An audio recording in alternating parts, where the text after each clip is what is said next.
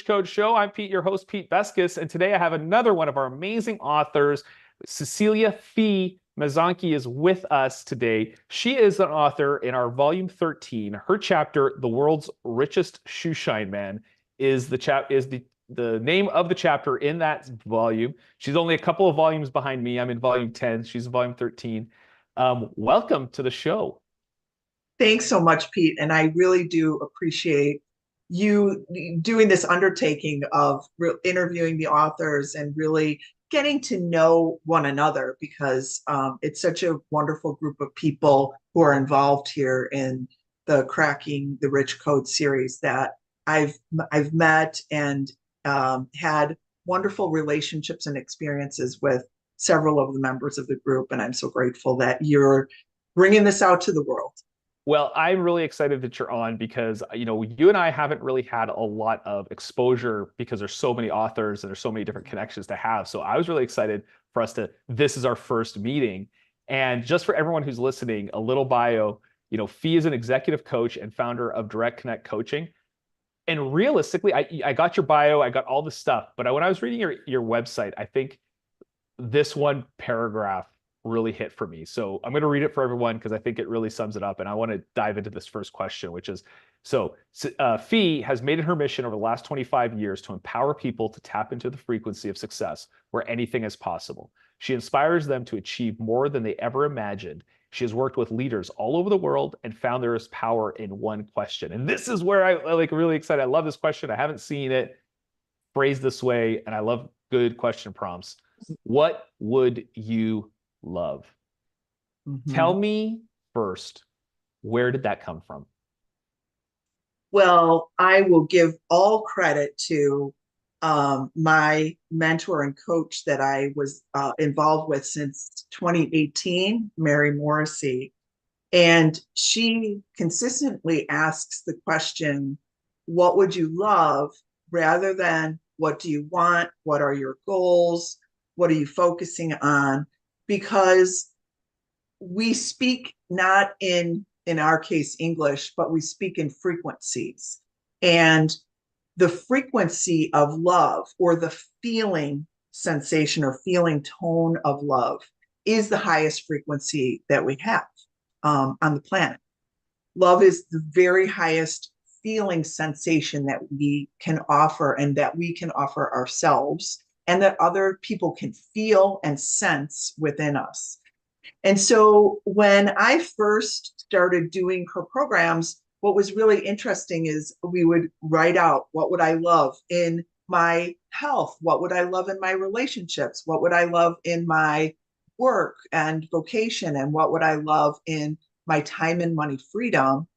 And it was just a journal prompt that we would all sit and take notes and really just start to formulate what it is that I would love, which would ultimately result in a really specific vision.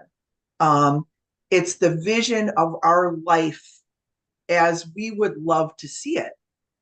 And so when I started doing this work with her, and I had been doing it a lot sooner than that, but didn't just boil it down to that one simple question. She Mhm. was the one that inspired that within me.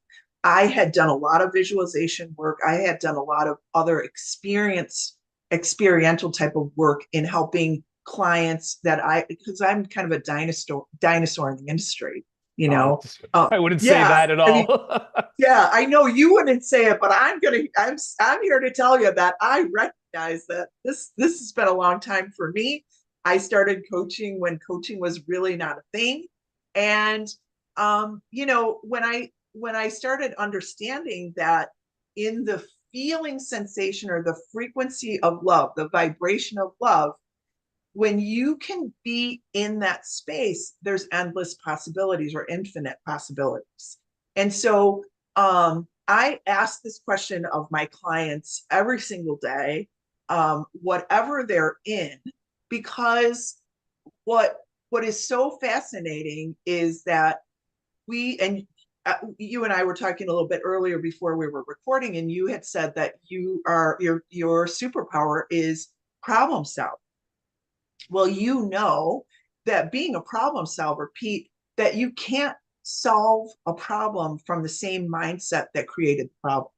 You have to kind of look at it differently. You have to have a different way of viewing what you're looking at. And what I have come to really embody in my own life and in the lives of all of my clients and family and friends, I don't just limit it to the clients, but is that when we focus on what we love, it raises our frequency, raises our vibration. We're connected to a totally different inspired mindset. And in that inspiration, or in that mindset of inspiration, ideas will come that don't normally come from the problem, condition, and circumstance. So the, when I really started to hone in and hone my practice in working with my own life and with my clients on that one question, it completely up leveled everything in my life because I was getting new, what I call downloads or ideas or thoughts or inspired ideas, which would create inspired action in order to drive results. And it didn't take long. It was really fascinating. It doesn't have to take long at all. I've got clients right now that are doing what can be considered miraculous result, like experiencing miraculous results because they stay in that, they stay in the focus. Their minds are very focused, their hearts are very focused on what they would love as their end game or their outcome. And it really does drive, it drives results really well. So if it's sales or recruiting, or it could be relationships, health, whatever it may be, there is a consistent, repeatable way to drive a person's results. And that is what I share with all of my clients across the globe. See, and when I hear that, when I read that prompt, and I love questions, I think questions are the best, especially these open-ended ones. It's a disruptive question Mm-hmm. because we don't often think about what we love. We think about Right. what we want or what we need, but we don't think about what we love. So, what kind of resistance do you get to flip the switch? Because we also don't live in a culture, and the messages that get thrown at us and everything else don't revolve around creating love or creating kind of that kind of approach. It's get the thing, get the need, get the buy the stuff. So how, in your experience, Mm-hmm. how is that overcome? It's a great question. Pete, once in a while, I will work with clients and they will say, I have no idea. Mhm. Because, as you just mentioned, we don't contemplate that very often, right? And so some people start that. And so we have to kind of look at a different approach. I'll say, well, what is it that gives you life force energy? What makes your heart sing? What brings you the greatest joy? So we start in a little bit of a different, when there is resistance to that question, we start in a little bit different format to try and get them to really engage and understand. Oftentimes, too, I've found that people can go back to their childhood and kind of, what did you dream of when you were a kid? And what did really want to be when you grew up? Like, what did you imagine yourself doing and being? I remember in fourth grade, we had the question of, draw it out, out what you wanted to be when you grew up. And for me, I grew up with a dad who was a teacher. His gift was teaching at a PhD. And my mom she had a lot of health issues when she was born. So my mom went into a very holistic healing practice. She had 7 children in 10 years. I was the youngest. And she had a near-death experience about 6 weeks prior to my birth. So she had this near-death experience, very similar, if you've read anything about NDEs, always the same kind of experience comes forward with people where she rose above the table in the hospital room, she saw the light, and at that moment, she made a choice, she made a decision, and she said it out loud. She was like, God, I want to raise my children. I want to go back and raise my children. And she was able to do so. But then the doctors gave her no hope. She was really, really sick when I was born, not able to walk, not able to do anything. So she found like a natural healing modality. It's called nephropathy, and she became a doctor of nephropathy. And she did that for 50 years. So, in my answer to the question, it was interesting because I wanted to be a teacher and a healer. And so I depicted that in a way a fourth grader would do so. Mhm.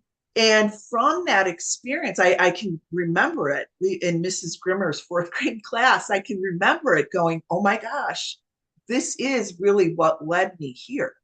And all of my experiences that I had, including at age 16, reading in Mr. Baltz's English class, reading Illusions by Richard Bach, and reading poetry by Robert Frost, and just having all these experiences, I can look back and say everything led me to this passion that I have and that I've lived for the last 25 plus years, it is now, of coaching. And I feel so blessed that, in my dinosaur era of not having any idea what I was going to do next in my life, because I was at a crossroads when my children, I have two adult children now, but when my children were really young, I was at this crossroads, and I knew, like, my heart was saying, there is something more for you to do. There is something more for you to do. But I didn't know what. I knew what the message was. I knew that there was something that really was calling me, but I had no idea what that was. Let me ask you, at that point, because I think a lot of us, that resonates, I think, with everybody. I think we all get to a point, Mhm. different parts of our life where you're like, I don't know what to do, but it's not this, Right, right? right. How did you solve that question? I love that. So I entered into a coaching program again, way back before. It was in 1998. Um, my daughter was a year old, my son was 4, and I was so out of balance. I had Pete negotiated back then a stay-at-home, work-from-home program that was unheard of in the 90s when my son was born. He I was can born believe in it. Yeah, I Yeah, can he was believe it. born in 94. It was unheard of, but I did negotiate that. But as a result of working from home and having two young children, raising them from home, you can imagine that there was a lot going on. And Mhm. I felt really out of balance in my life. And I can look at that feeling of just giving, giving, giving, like constantly giving to work, constantly trying to put attention on my children, feeling like torn into two, and really never having anything left in my own cup. So a friend of mine recommended a coach, which I didn't even know what that was. And so I started coaching with her. And I immediately started to experience the positive impact on my life. It was fill up your cup. What does that look like? How do you want to feel? And even starting so small, Pete, like 5 minutes, she said, put the timer on the oven for 5 minutes and tell the kids, okay, kids, you're going to play. And mom's going to take 5 minutes. And I took 5 minutes away from the kids with the timer on and just let myself breathe and relax. And that had monumental impact on my life. And so there was a really, I think we have decisions and choices that there's like these pivotal points in life where life can go this way or it can go this way. And I had one, and I had this feeling in my heart. There was a knowing within me that there was something else out. It wasn't that I didn't like my job. I love my job. I was like really in partnership with the vice president of a marketing company. We ran a highly successful Midwestern region. And I loved what I was doing, but I just felt the calling. And there was one meeting, a hot meeting in July, where we were sitting outside. There was a company restructure, and I had 12 years of being with my boss and kind of having a partnership with him where he would really confide in me and say, okay, Fee, this is what's going on. What are your thoughts? What are your opinions? And I was young. I mean, I was doing this job right out of college. So I started at 22. And so um, that that approach was really interesting for me, and and that partnership was interesting for me. But that day was, hey, we got a new structure. There was a new guy in town, and he said to me while we were at this lunch, we were discussing something. I don't even remember what it was, but he said, Fee, I want you to make a note of this, and I want you to, and he and I will discuss it.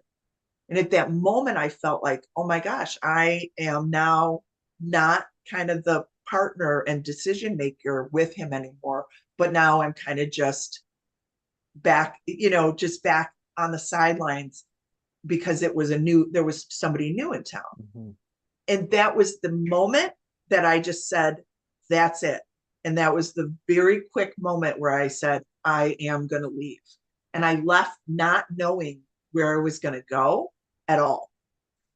And so I did what I tell people not to do, which is I left. So I took the leap of faith, and then the net came. I don't tell people to do that, but I did it myself.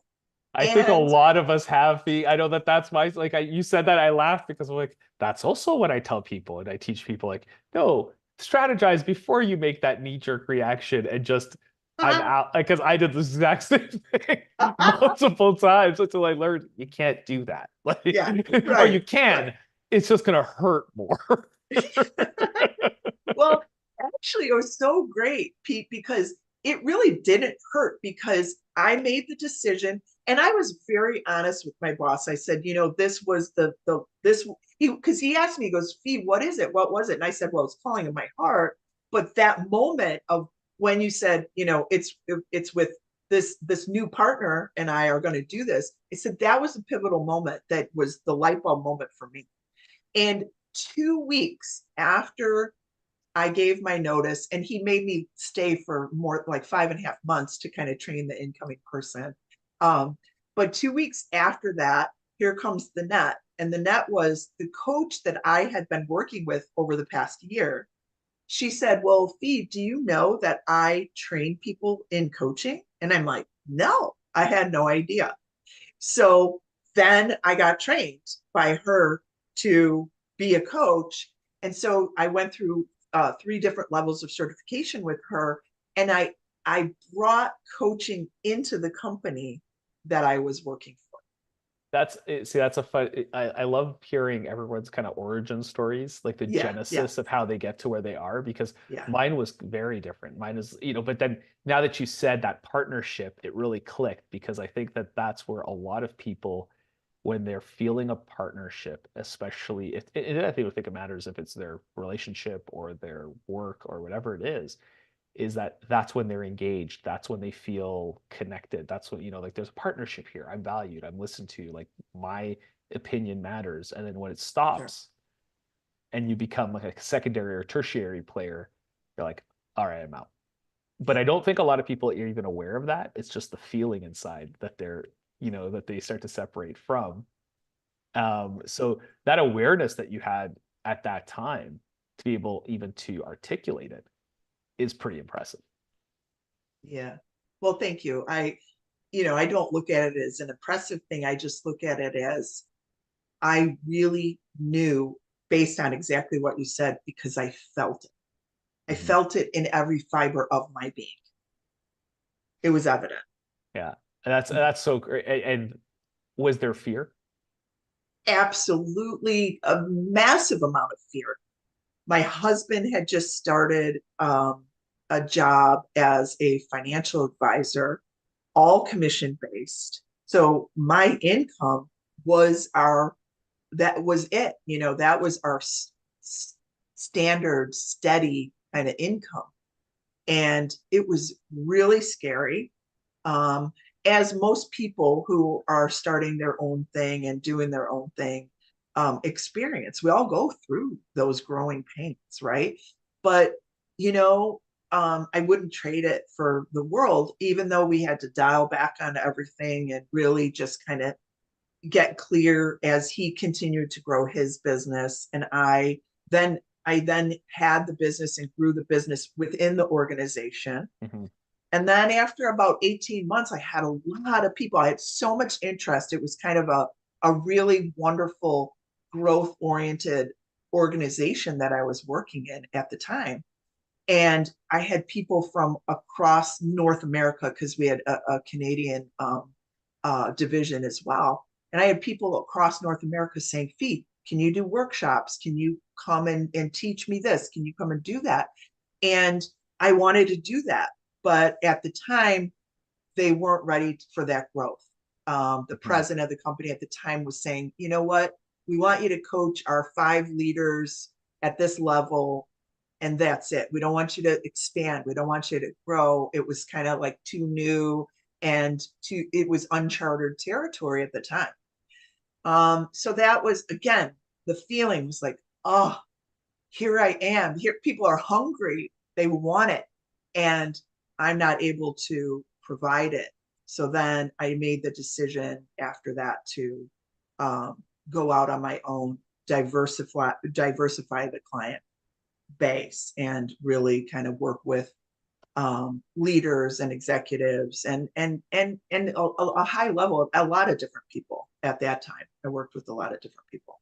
Tell me, because obviously you've mentioned that you started this quite early in kind of the mindset work and the leadership coaching. What has Yeah. changed from then to now? Well, I would say a lot of things have changed from then to now. Um, I have a daily practice that is devoted to my own my own growth. It's devoted to my own work in applying the principles. So it's not that I just coach people in this. I really apply it and use it for my own life.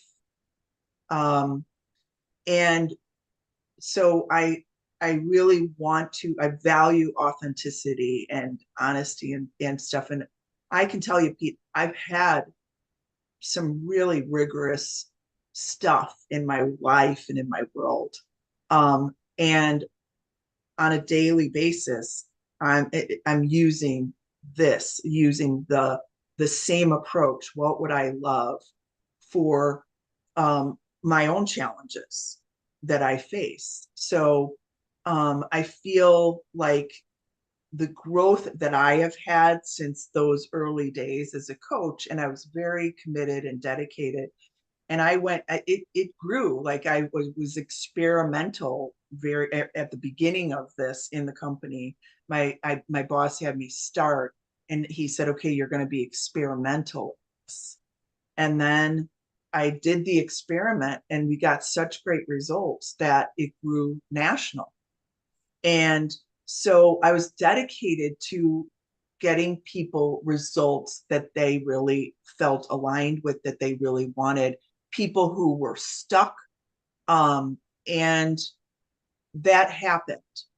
And now, now, I've been in it and around it for almost 30 years, doing it myself first as for my own, for my own purpose when I started working with my own coach. And I've kind of expanded and grown in the capacity of working with other coaches too.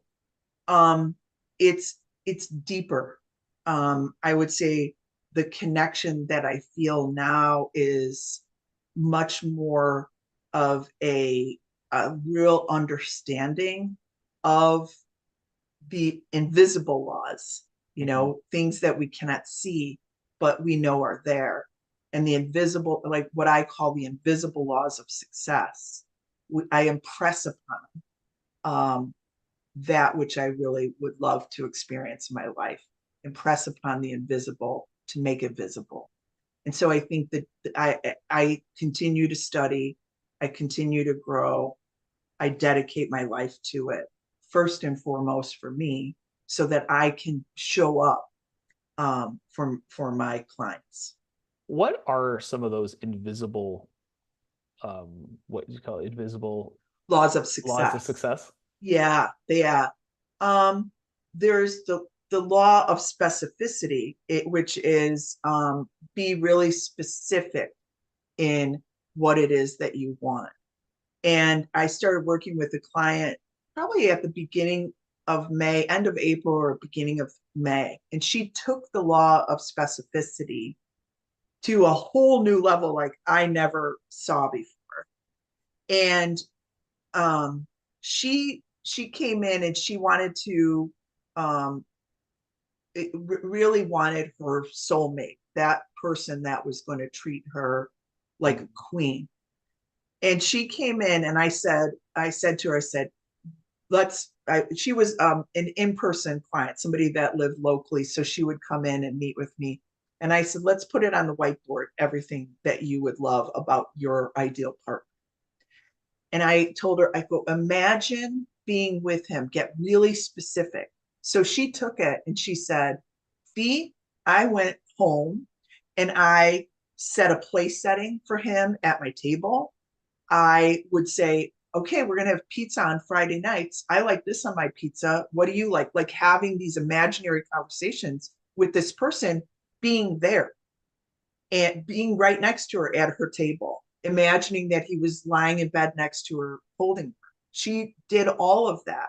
And there's probably a lot more that I can't remember. But um, within 6 weeks, this man came in and she's now talking about getting married. It was like that fast. And so these, like, love is the law of love is like the greatest law that we have. And and love's presence is always accessible to everyone, but it's invisible, but you can feel it. And so one of the important laws that I use too is what it's everything comes from the inside out. Everything comes from first from the inside out. And so it is an inside out practice. So until people can feel what they would love in a really expansive way, that the law of love and the law of the law of success in love could be a business result and could be a relationship, whatever. It works universally. It's the signal caller, like what we would love. Our nervous system expands to that. Our nervous system responds. The parasympathetic nervous system responds.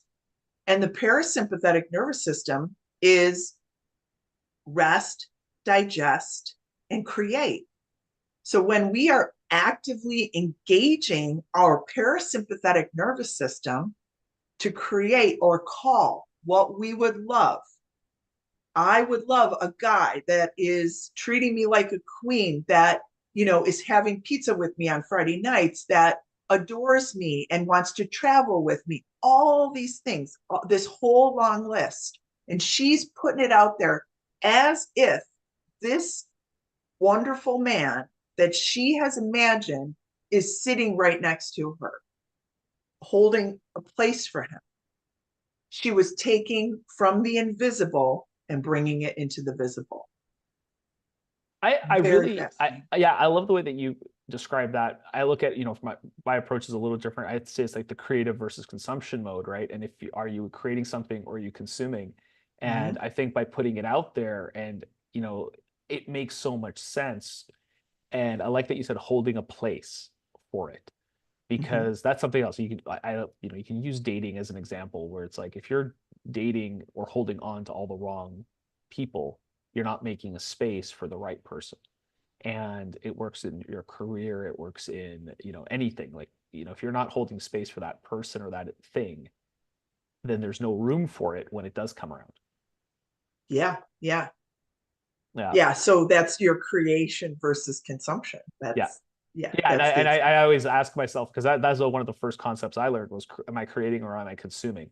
And if I'm Yeah. creating, I know I'm building for the future. If I'm consuming, I know I'm basically cashing out that investment, Sure, right? sure. Use it in money Yeah, terms, because I think a lot of people see it that way too. It's like, well, you're investing by creating, but then when you're yeah, consuming, you're pulling it out. So am I ready? Like, yeah, there's seasons for both, I believe. Like there's a season to do that, but sure. I want to be more, and I think most people want to be more in the creation mode, because that's what actually fills you up. That's what actually creates value. That's what creates joy. That's what creates love, is the creation part of things. Yeah, you're right. And I think we're here to create. We're here to create everything that our hearts desire. So we can have everything that our hearts desires. But there's a really specific, repeatable, duplicatable format as to how that happens. Mm-hmm. And and I'm sure you do the same thing, is I love being able to show people the steps and then let them go hog wild. Yeah. For me, it's always, I love the questions. I love, Yeah. oh, like that's interesting. Let's dig into that. Like it's almost like peeling paint. Because I think for a lot of people who don't do this mind work and don't have somebody to collaborate with, they've just got a wall that's got all these layers of paint on it, and no one's helping them to strip it out. Yeah. And that's kind of what I always see. It's like, oh, let's pull that little thing out. Oh, you didn't notice that little corner there. Let's dive in there, right? And I think that's where it's really cool to do this work, because self-exploration at first is a little bit like scary. It's a little, some people might say woo woo, but once you sit there and you're just talking with somebody and they're teasing it out of you, it becomes so effortless, and it becomes a lot of ways addictive, because you're like, oh, what else can I learn? What else can I dive into? How else can I, create this thing? I have a question for you. Sure. What is it you love right now? Right now, Right now? well, I am in a very creative space right now, and so I am looking to I love the ability for me to create, to bring this message of love forward. It's love and peace and empowerment forward. And this is on the career front, obviously. And so that that space for me right now is in a very creative mode. The opportunity to be with you, Pete, and Jim in the Cracking the Rich Code mastermind and book allowed that creativity to start to flow. And I did it at the very beginning of this year. Volume 13 was due at the beginning of the year. And so that creativity started there. And it's made me hungry for a lot more, to create, a more accessible program. Right now, I have a lot of one-on-one clients. I have just a small group of people that I coach as well. But just um, I love being able to see people use the concepts and the structure and the principles of creation and do whatever they would love in their world. And it's the greatest privilege for me to be able to witness people doing that. So I want to get it out there more. And so I'm creating a product, a more accessible product online so that people can just sit with questions and prompts and be able to go through the process in a very similar way on their own rather than, I'm one person. I'm also training other people to coach in the capacity that I coach. So those are things that I love. And on the personal front, travel is certainly something that I love. And so I have written out, I am at, I for the past few years, I've had like in my journal prompts of I would love to be in Italy, kind of having a beautiful glass of Italian wine and enjoying that with my husband. And I'm happy to say that we're headed out here this weekend to do that. Oh, We're it's going to beautiful. go to London first. We have friends that live in London. They have a summer home in Italy. And so we're going to spend time with friends to be able to do that. So it's just a joy to be able to say, okay, a couple of years ago, I wrote out, I am in Italy. This is what I'm doing in Italy with my husband. We're enjoying our space and time there. And now to see it come to fruition. I love doing that for myself, but the greater pleasure is when people come to me and say, "Hey, I've envisioned, having sponsors for a golf retreat, and I wanted three." And I always tell people, just say, "I want three or something greater still." Do more than, like be open to receiving more. And, they report back, did it on a Thursday night. It started on that Friday and now they have five, you know? Hmm. So I love being able to share that with people so that they can enjoy a life that they really desire, what really fills them up, what feels fulfilling, and what their gifts and talents are, and how those gifts and talents can show up in the most unique, remarkable way. I love that. Love it. That's that's great. I love to hear that. You did mention, like, when you joined the Rich Code and you wrote your chapter there, it opened up, a sense of creativity out of you. What Mhm. tell us a little bit about what your chapter was about and what motivated you to write that, and how that then opened up the doors for you, those the kind of the floodgates. Well, as I contemplated what kind of message I wanted to deliver in the Cracking the Rich Code, there were so many different angles that I could take, because I've been doing this a long time. And I really sat with it. I love to sit and introspect, like you mentioned, I love the self inquiry and introspection process for me. And I said, beyond just financial abundance, which everybody wants to have more financial abundance. That's certainly something that is possible, and I've seen that in clients. I've seen clients become millionaires in their 30s, or making $4 million a year. I've had a lot of financial success with clients, but I really said, beyond that, what is it that also makes us rich and live a rich, fulfilling life? And it brought me immediately to a conference that I attended almost 30 years ago when I was working corporately. Um, and I was at this very exquisite hotel in Phoenix. And I wake up really early, Pete. I'm like the crazy early bird in the morning. And so I was up very early one morning, and there was this gentleman who was a shoe shiner at this very exquisite, exclusive hotel. And he was the happiest guy I had ever seen.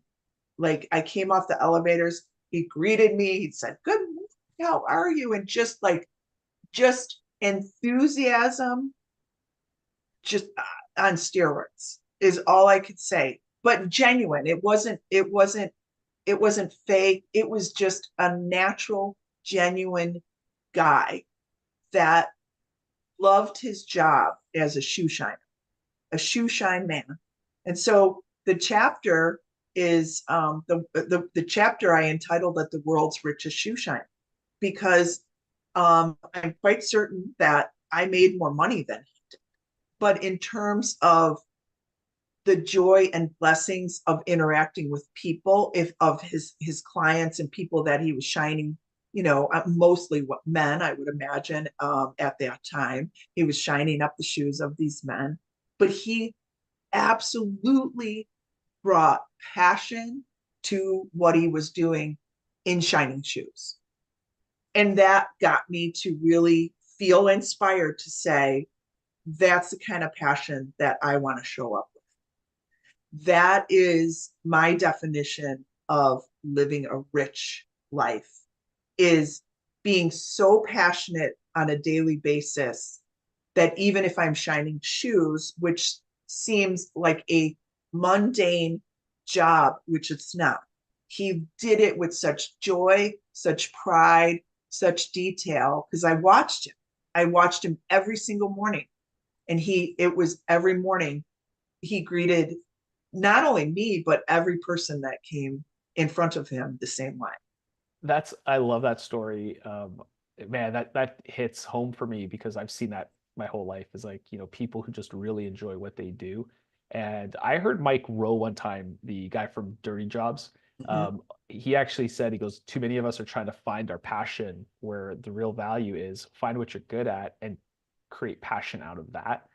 And when I see these craftsmen and these people who do an exceptional job, whether it's shining a shoe or making an amazing pizza, or, I love Japanese knives because I cook very like a lot. So when I see these craftsmen make these amazing blades, and I'm like, oh, like that's what they're dedicating their lives to, and but they love it because they're good at it and they're doing it over and over again. So it's something that I try to instill even in my children. It's like just work hard at something and then try to find the passion in the creation of it, of the doing of it, right? And I think that's where it flips because we're always expecting. I always say like our society has always expected it's the result. It's what you're going to get happy from the payout, not. But the reality is you need to find joy in the practice.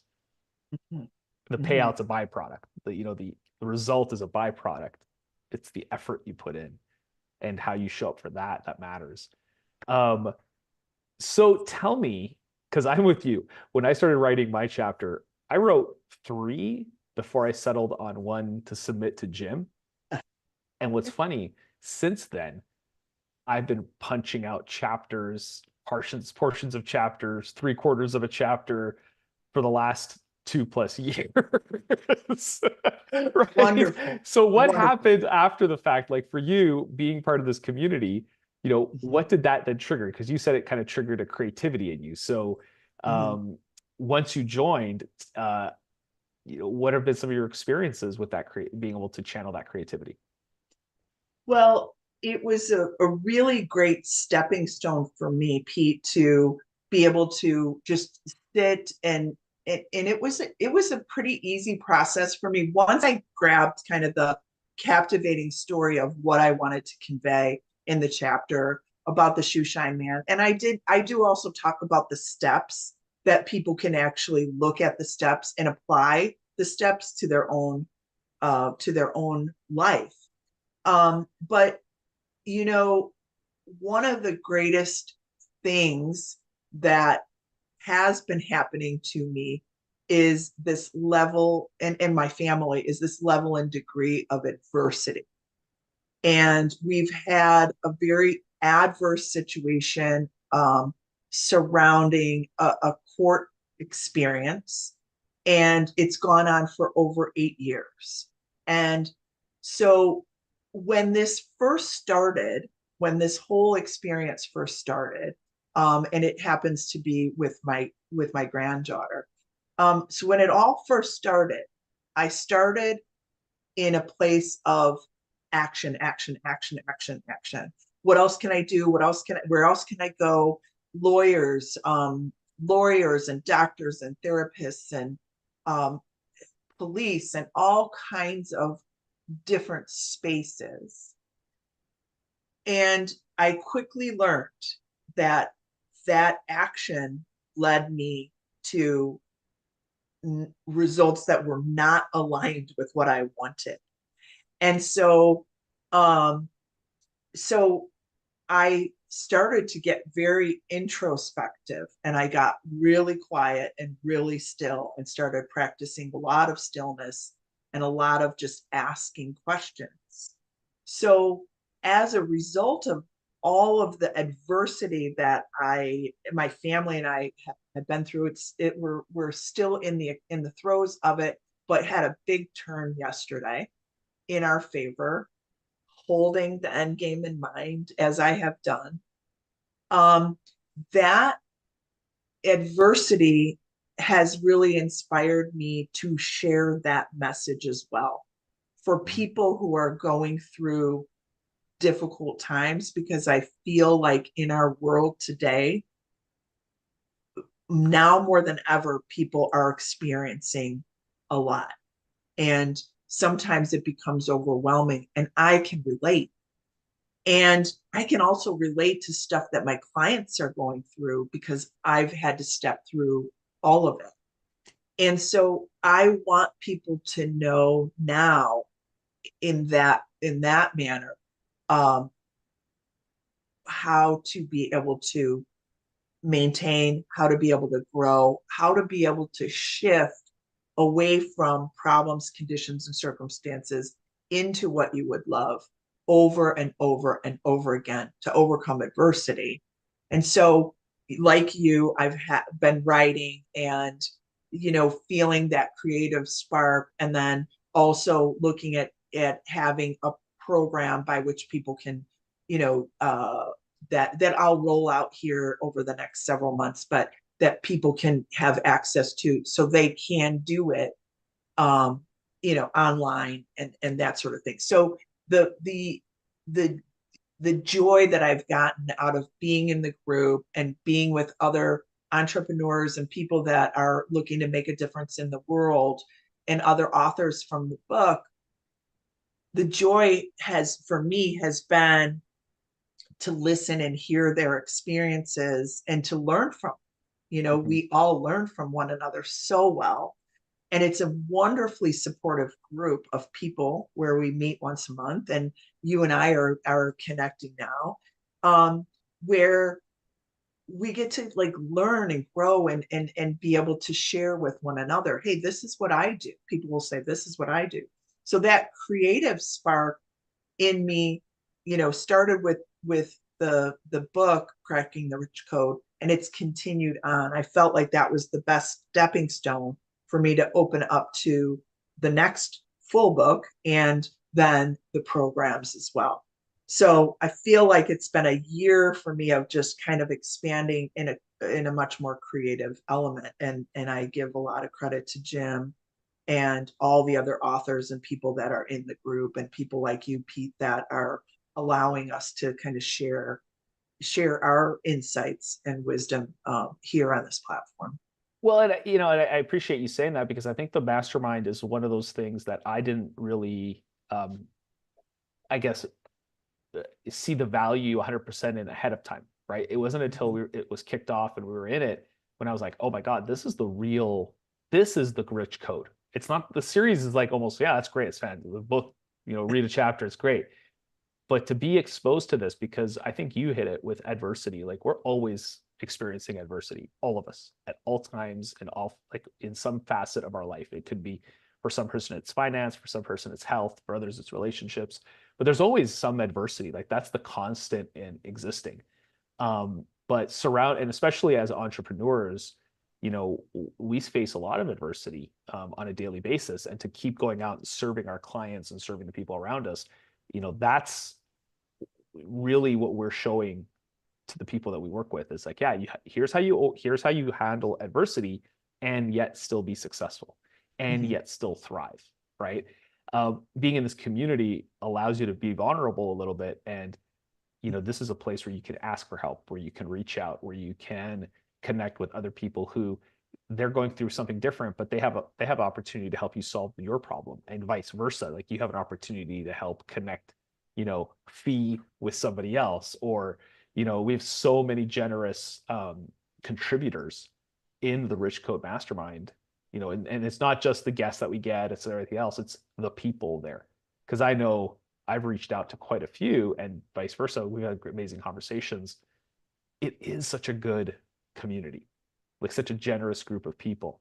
So I'm going to take 1 second here and pitch it for anybody who's listening right now who wants to be, who loves the idea of being connected, who loves the idea of sharing their signature story, that has something to offer. If you're a coach, thought leader, speaker, somebody who has something to share, think about joining the Rich Code. We are sourcing right now authors for volume 16. I think volume 15 is locked and loaded. Volume 14 was launched just recently.